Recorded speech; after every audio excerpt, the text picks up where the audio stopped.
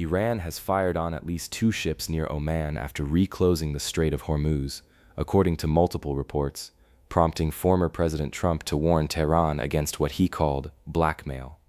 What does this escalation mean for global shipping and the broader Middle East crisis?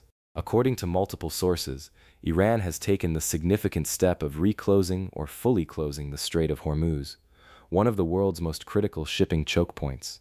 Reports indicate Iranian forces fired on at least 2 ships in waters near Oman, though the extent of any damage or casualties remains unclear. The identity of the targeted vessels has not been confirmed. This action prompted Trump to convene what sources describe as an Iran Situation Room meeting.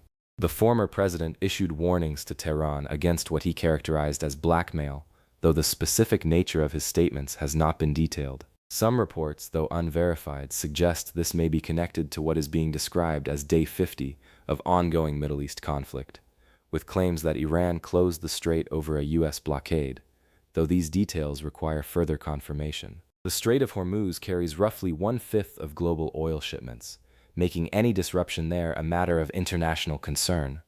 Historically, threats to close this waterway have led to significant spikes in oil prices and heightened military tensions. Previous Iranian actions in the strait have prompted international naval escorts for commercial shipping.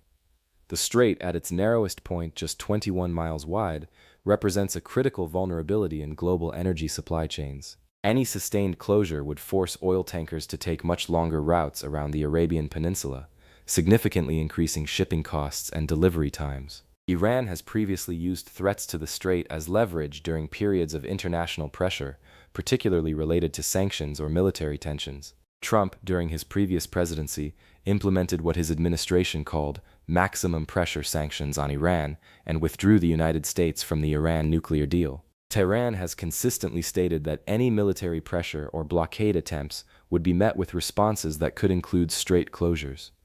Iranian officials have historically framed such actions as defensive measures to protect their territorial waters and national interests. The current Iranian government has not yet provided detailed public statements about this latest incident.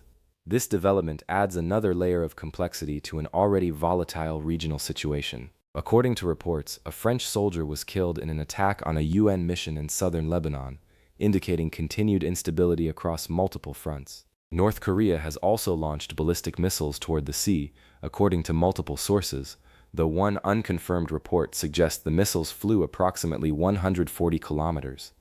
The convergence of these incidents suggests heightened global tensions across several regions simultaneously. Oil markets and shipping insurers will likely respond to any confirmed disruption in the strait, while military planners in multiple capitals assess their options for keeping this vital waterway open.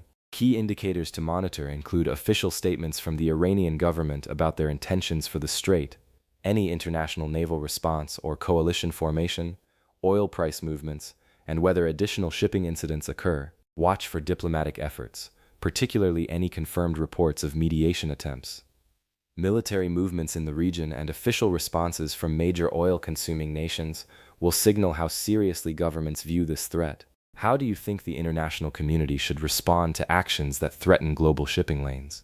That's your briefing for today. Subscribe so tomorrow's analysis lands in your feed the moment it goes live. Drop your thoughts in the comments. I read every single one.